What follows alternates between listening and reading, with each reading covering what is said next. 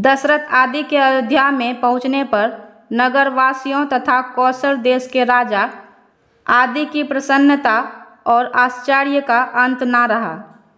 कौशलाधिपति ने पूर्व समारोह के साथ अपनी कमनीय कन्या कौशल्या का राजा दशरथ के साथ विवाह कर उन्हें अपना एकमात्र जमाता बनाया और अपना संपूर्ण राज्य दहेज के रूप में उन्हें अर्पित कर दिया। उस समय से कौशल देश के भी सब राजा सूर्यवंशी कहलाने लगे।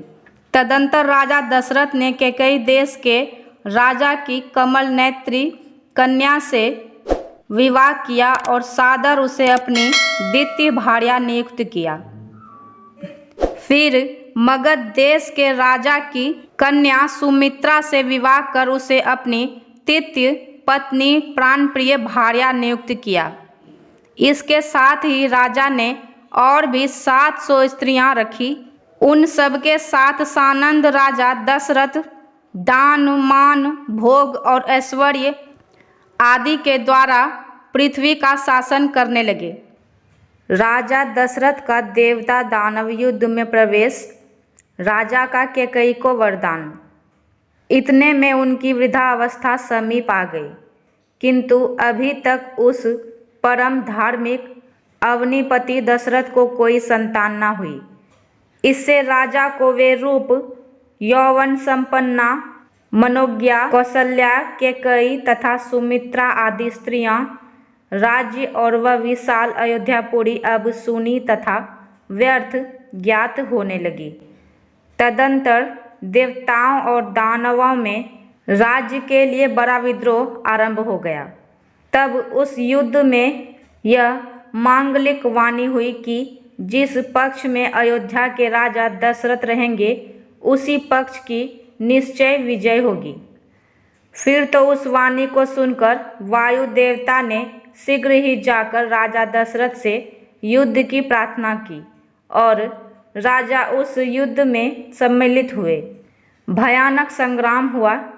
उस भयानक संग्राम में राजा के रथ का धुरा टूट गया और संयोगवश राजा उसे जान न सके, किंतु राजा के समीप में रथ पर बैठी हुई सुंदर भाहों वाली कैकेयी जी संग्राम का कौतुक देख रही थी। उसने रथ के धुरों को टूटते हुए देख लिया।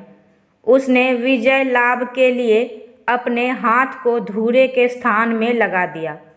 पूर्व में जब कैकेयी का शैशव था तो उसने किसी सोते हुए मुनि का मुंह स्याही से काला कर दिया था, जिससे मुनि ने उसे श्राप दे दिया था कि तेरा भी मुंह अपशय से ऐसा काला हो जाएगा कि कोई देखना ना चाहेगा।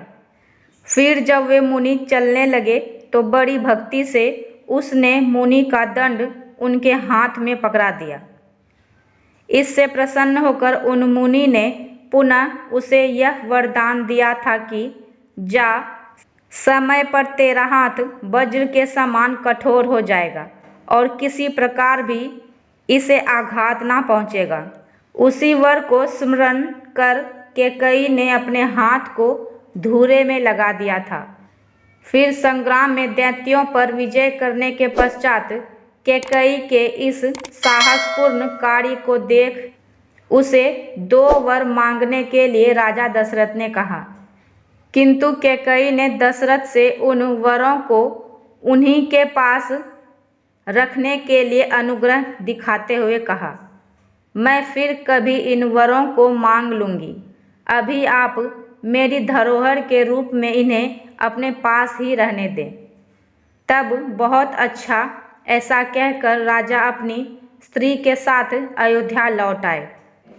मैं हूँ सुगंधा और मेरे चैनल का नाम है सुगंधा ज्ञान सुगंध। ऐसे ही अद्भुत कहानियाँ अगर आपको सुनना हो तो मेरे वीडियो को लाइक करें, कमेंट करें और मेरे चैनल को सब्सक्राइब करना ना भूलें। धन्यवाद।